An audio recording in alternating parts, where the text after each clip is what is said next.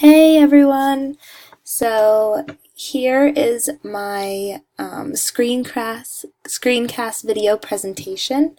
Um, I chose a few of the most famous poets of the 19th and 20th centuries as my academic subject, given that I would really love to teach English in high school, so I thought this would be very fitting to teach. Um, so this would be a short lesson I would use to introduce poetry in general, along with famous authors um, for poetry. So you may ask, what is poetry? Poetry is the art of rhythmical composition, written or spoken for exciting pleasure by beautiful, imaginative, or elevated thoughts. So why is poetry important? Why do we need to think about poetry or learn about it?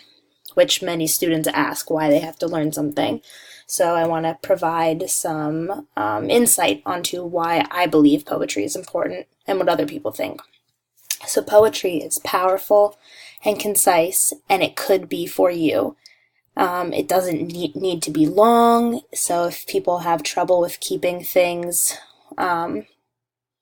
they have trouble writing long stories or something, poetry would be great for you. It teaches you how to read, write, and understand any text. It helps that it is creative, so if you have a creative mind or you like to think outside of the box but you don't know how to release that creativity from your mind, poetry is a great way to do that. Even through reading it, you don't just necessarily have to write it. And it is also a healthy outlet for emotions, given that a lot of poetry has to do with how one is feeling about an individual's thoughts, just things like that. So some famous poets that I learned about in high school and that I've learned throughout college, and I've read some of their works, are Edgar Allan Poe, Robert Frost, Emily Dickinson, and many, many others, but these are just a few to get a gist of what I'm talking about. So the first really famous poet is Edgar Allan Poe, which many people have heard of. He was born January 19th, 1809, and passed away in Baltimore, Maryland in 1849, which is interesting because I am from Baltimore, and the American football team, the Baltimore Ravens, are named in honor of this man and his famous poem called The Raven, which I thought was very interesting. He was an American short story writer and poet and inventor of the detective fiction genre. Most of his works are dark and mysterious, and I find them to be very interesting. His most famous poems are The Raven and Annabel Lee and A Dream Within a Dream, which I all read in high school. They are so interesting, and I really enjoyed reading them. This is a short excerpt from The Raven that I think you may have heard of. It's very famous. It goes, "Once upon a midnight dreary, while I pondered, weak and weary." Very famous line, just to give a little background. The next man is Robert Frost. He was born March 26th, 1874, and died in 1963. He was an American poet, and he was known for depicting rural life in his poetry, especially the rural life in New England. He has won 4 Pulitzer Prizes, which is an amazing accomplishment, so that says something about his writing, I'd say.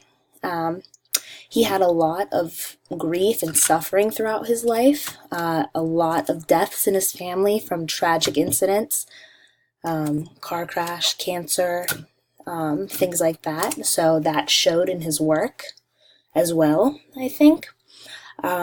He was the first poet to honor the U.S. presidential inauguration, and his most famous poems are The Road Not Taken and Stopping by the Woods on a Snowy Evening. Next, we have Emily Dickinson, who was born December 10th, 1830, and passed away in the year 1886. She was an American poet. She was known for completely isolating herself and just writing letters to people, and many of her poems were enclosed in the letters that were sent to her friends. who I guess she had been previously in her life when she was not isolating herself within her home. She wrote about the wonders of nature and things that interested her. She oftentimes used I in her poems, and this didn't necessarily mean it was her. It was to anyone who could relate to her poem who was reading it, which I think is very interesting. And her famous poems are I'm Nobody, Who Are You? And Because I Could Not Stop for Death, and Hope is the Thing with Feathers.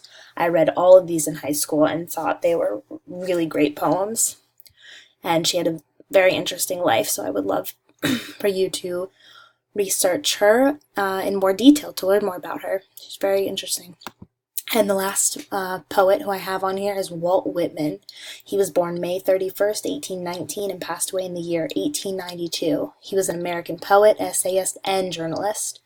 He was caught in the transition between transcendentalism and realism.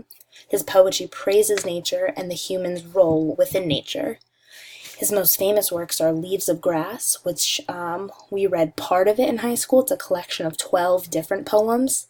And another poet, Ralph Waldo Emerson, really, really liked Walt Whitman's work and thought he was a great poet.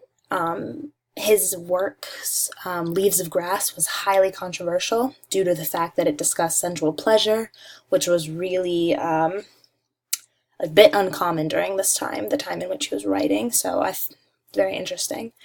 And these are my references for some of the information that I got from the few poets. So thank you for listening.